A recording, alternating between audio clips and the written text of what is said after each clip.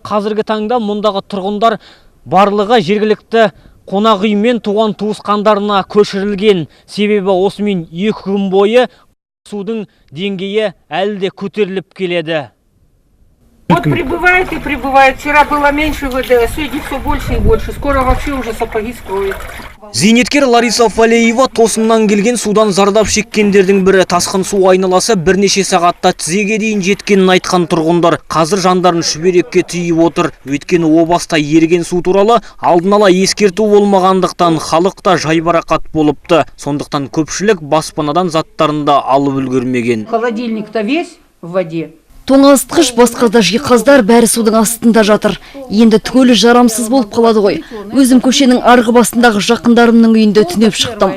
Күні бойына егістік алқаптарынан ағып келген су толастамады. Сол себептен баспаналарын су басқан тұрғындарға үйді босатуға кеңес беріліпті. Өйткені су деңгейінің көтерілгені соншалық кейбір баспаналарға жақындау мүмкін болмаған. Вот мой дом. Үйімізге кіре алмай қалдық. Балам арғы бетінде жүріп еді, оның өзінде етігінің қонышы суға толып келді. Аудандағы тасқынның алдын алу штабының мүшелері судың деңгейін азайту үшін барлығын жасап отырмыз дейді. Әйтсе де қауіптің алдын алу мүмкін болмапты.